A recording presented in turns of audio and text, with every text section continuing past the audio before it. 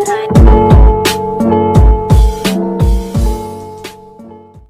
guys, welcome back to my channel and this is Subho sir. Today in this class we are going to discuss past perfect continuous tense. Guys, आज की class में हम past perfect continuous tense के बारे में हम लोग सीखने वाले हैं. तो आइए देखते हैं ये क्या है. Past perfect continuous tense. Clear है guys? सबसे पहले इस चीज को, इस डायग्राम को समझने की कोशिश करते हैं.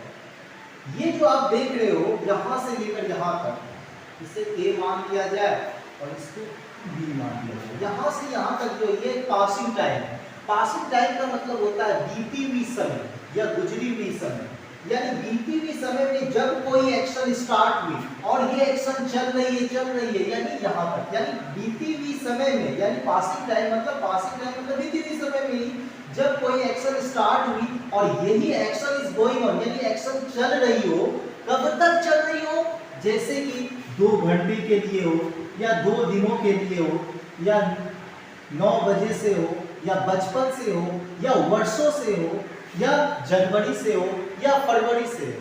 यानी बीती हुई समय में जब कोई एक्शन स्टार्ट हुई पास्ट टाइम में और वो एक्शन जो है एक लॉन्ग टाइम के लिए चल रही हो. क्या हो? लॉन्ग टाइम के लिए. जैसे मान लो वर्षों से, ये एक लॉन्ग टाइम हो गई. कभी कभी ये शॉर्ट टाइम के लिए भी चलती है, जैसे 2 घंटों के लिए, 2 दिनों के लिए, कभी कभी 9 बजे से या बचपन से. इस तरीके का जितनी भी घटनाएं होती है ये इसे हम पास्ट परफेक्ट कंटीन्यूअस टेंस कहते हैं. क्लियर है गाइस? एक बार फिर से समझते हैं. यानी बीती हुई समय में जब कोई एक्शन स्टार्ट हुई, बीती हुई समय में जब कोई एक्शन स्टार्ट हुई और वो एक्शन कंटिन्यू चल रही हो. कब? बीती हुई समय में यानी पास्ट में एक्शन स्टार्ट हुई और पास्ट में ही एक्शन चल रही हो. लेकिन कब तक चल रही हो?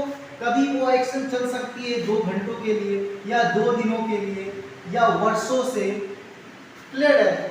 या 4 दिनों के लिए या 1 महीने के लिए या 1 सप्ताह के लिए. तो इस प्रकार की घटनाएं जो होती है उसको हम लोग कहते हैं past perfect continuous tense. Clear है गाइस? उम्मीद है आपको ये चीज समझ में आई होगी. चलिए कुछ एग्जांपल को की हेल्प से इसको समझने की कोशिश करते हैं. मैंने यहाँ पे एक एग्जांपल लिखा, मैं 2 वर्षों से आपको पढ़ा रहा था. अब इस सेंटेंस से गाइस क्या समझ में आता है कि मैं 2 वर्षों से आपको पढ़ा रहा था. यानी मैंने पढ़ाना स्टार्ट कब किया गाइस? 2 वर्ष पहले. राइट ना? जो कि बीत चुकी है, यानी बीती हुई समय में मैंने पढ़ाना आपको स्टार्ट किया था और वो एक्शन और पढ़ाना जो स्टार्ट किया था वो कई लॉन्ग टाइम के लिए, यानी 2 वर्षों तक मैं आपको पढ़ाता ही रहा. क्लियर है? 2 वर्षों तक क्या पढ़ाता रहे. यानी बीती हुई समय में जब कोई एक्शन स्टार्ट हुई और वो एक्शन कंटिन्यू बीती हुई समय में ही चल रही हो एक लंबे समय के लिए, उसे हम पास्ट परफेक्ट कंटीन्यूअस टेंस कहते हैं. नेक्स्ट एग्जांपल लेते हैं. मैं इस विद्यालय में जनवरी से पढ़ा रहा था. अब गाइस इसमें समझ में क्या आ रहा है कि मैंने जो इस स्कूल में पढ़ाना स्टार्ट किया कब किया? जनवरी से पढ़ाना स्टार्ट किया. लेकिन अभी क्या है?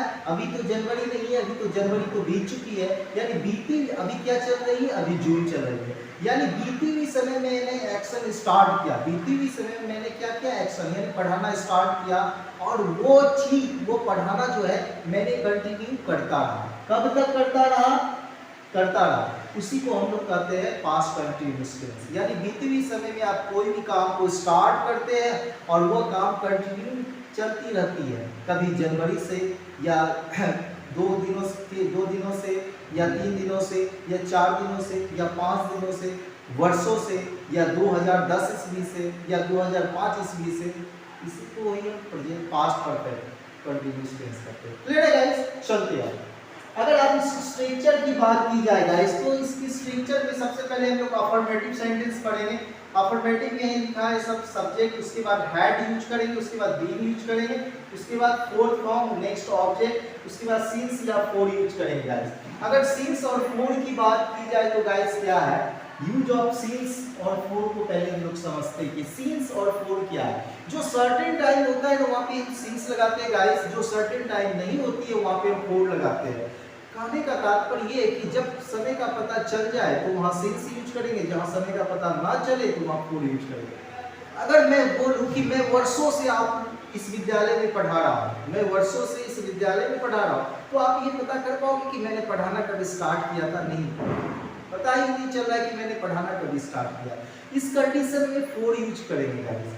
अगर मैं बोलूं कि मैं इस विद्यालय में सोमवार से पढ़ा रहा हूँ, या मंगलवार से पढ़ा रहा हूँ, या 2006 ईस्वी से पढ़ा रहा हूँ, अगर मैं ऐसा बोलूँ तो इससे ये पता चल रहा है कि एग्जैक्ट किस टाइम मैंने अपना एक्शन को स्टार्ट किया था। इट मीन्स पढ़ाना मैंने कब से स्टार्ट किया था। तो इस कंडीशन में गाइस हम सिंस यूज करेंगे। थोड़ी सी और इस छोटे से डायग्राम की हेल्प से सिंस और फोर में क्या डिफरेंसेस है समझने की कोशिश करते हैं। क्लियर है गाइस? चलिए मान लेते गाइस ये एक स्टूडेंट है और ये इसका स्कूल है गाइस। क्लियर है गाइस? अब ये बच्चा जो है 7 बजे सुबह यानी 7 AM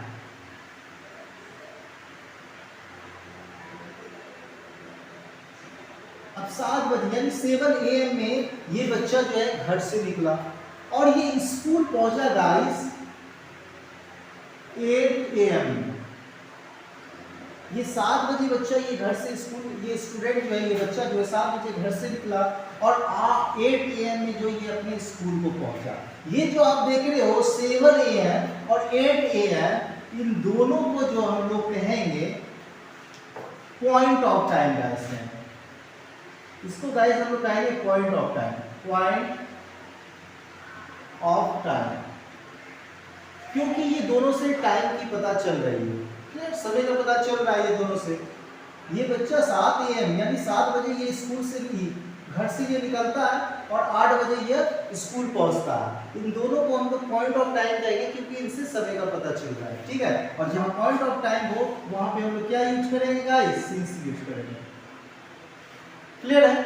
लेकिन आप सोचो जब ये 7 बजे निकला और 8 बजे ये पहुंचता है स्कूल, तो दोनों के बीच में तो बताओ उसने कितने घंटा एक्सपेंड किया? 1 आवर। और वो 1 आवर क्या किया हुआ? एक्सपेंड किया।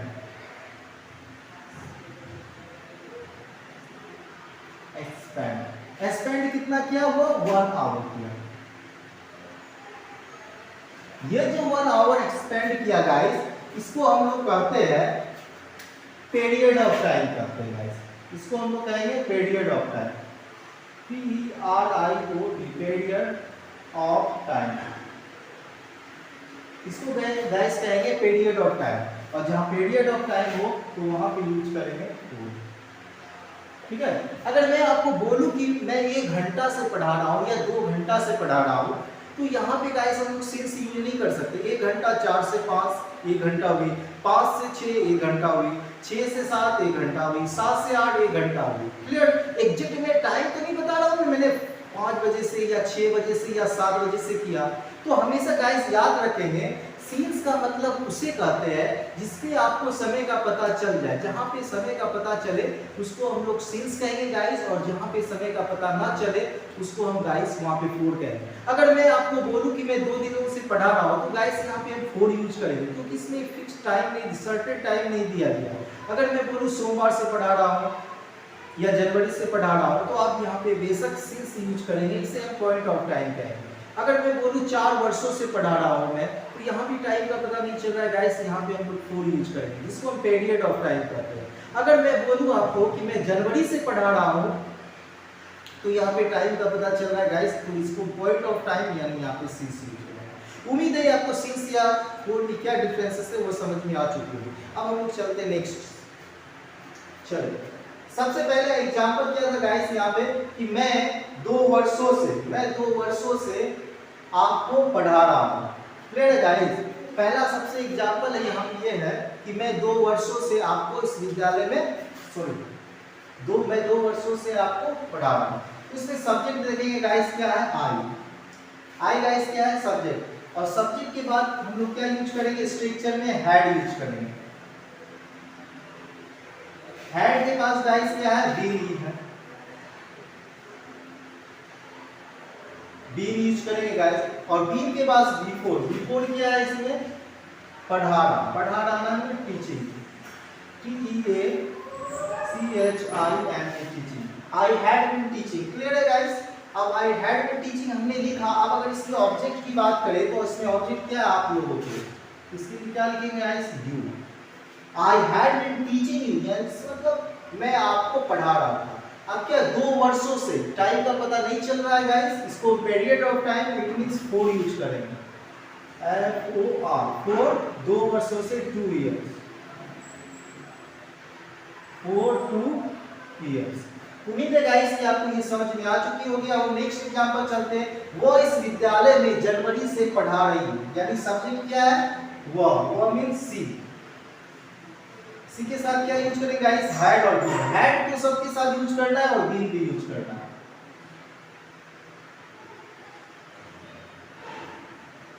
सी हैड बीन, क्लियर है गाइस। उसके बाद बिफोर, वर्ब फोर की बात की जाए तो पढ़ा रहा, पढ़ाने को हम लोग क्या करते हैं, टीचिंग।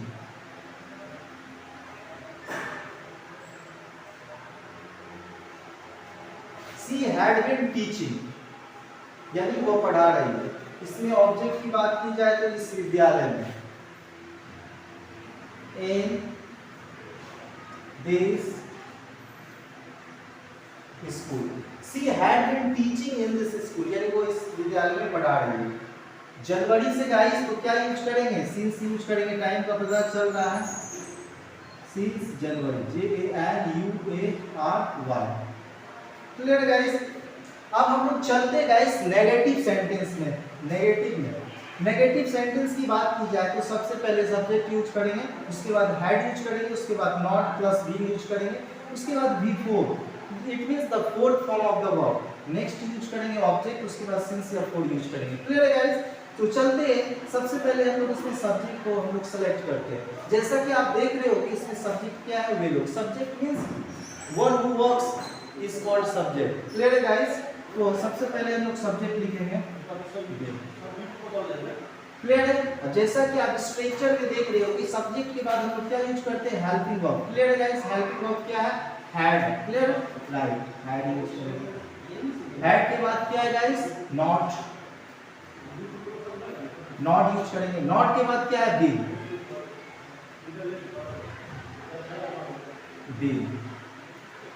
तो गाइस हैड और बीन हर कंडीशन पे यूज करना, जितने भी सब्जेक्ट है सभी के साथ और हैड और बीन यूज करें। They had not been. Clear है गाइस। यहाँ तक उम्मीद है आपको समझ में आ चुकी होगी। अब हम लोग चलते हैं वर्ब को देखते हैं। तो वर्ब इसमें क्या है, वे लोग पटना में नहीं रह रहे हैं, इट मींस रहना, यानी live. Simple, LIVING, living. They had not been living. Clear है, they had not been living. अब ऑब्जेक्ट क्या है गाइस, हमने वर्ब की बात किया, ऑब्जेक्ट क्या है, इस शहर में, in this town, in this town, TOWN, town. आप सिटी भी लिख सकते हो। टाउन का मतलब होता है छोटा, सिटी थोड़ा बड़ा होता है, वो डिपेंड करता है कि वो किस पे रह रहा है। क्लियर है। दिल्ली की बात की जाए तो वो सिटी हो चुकी है, तो बिहार की बात की जाए, बिहार के एक छोटे से शहर की, तो वो टाउन हो गया। They had not been living in this town। अब क्या है, सोमवार से। गाइस इसमें टाइम भी पता चल रहा है कि सोमवार से, it means point of time, since use करेंगे, सिंस मंडे, MONDAY। वे लोग इस शहर में सोमवार से नहीं रह रहे। They had not been living in this town since Monday। Clear है गाइस।